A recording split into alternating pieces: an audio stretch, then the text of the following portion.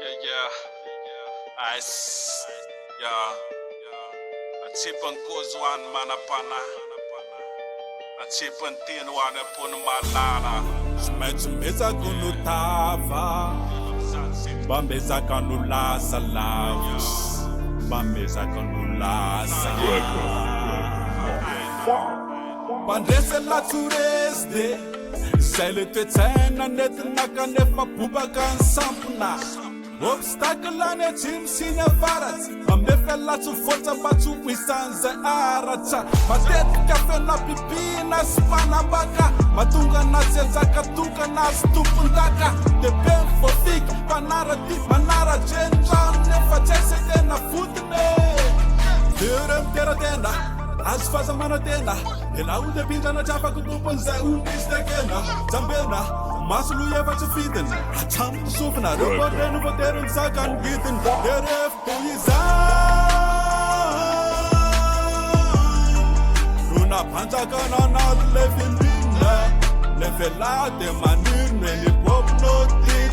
Uvirna madrag zaya boom. Uvirna madrag zaya boom.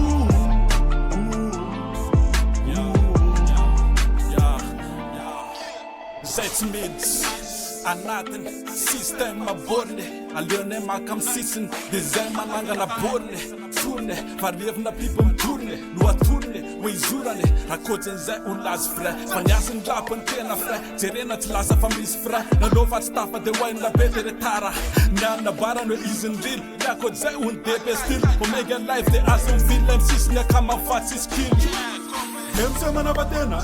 Nyazo mila egena. Elalu staffa tmis terena. Melala sison fama unena. Yeah.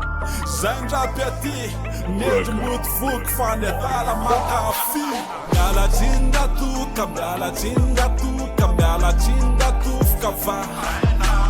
Miala jinda tu kamala jinda tu kamala jinda tu fkava. Miala jinda tu kamala jinda tu kamala jinda tu fkava. Miala jinda tu kamala jinda tu kamala jinda tu. Pubagana ruso pubagana de fa pubagana de ste pubagana fen. Latanin akande fanyat langa phone. Yeah. Yara manaik fanado musik, de samba manana ni teknik. Pachas kumiti le tom chik, elama murna bisum sik. Bis nuna betak, kade fale runto ketak.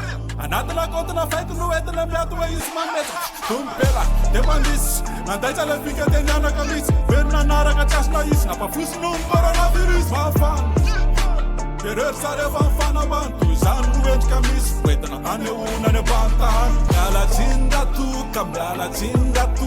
Kamyala jinda tu fkava. Miala jinda tu, kamyala jinda tu, kamyala jinda tu fkava.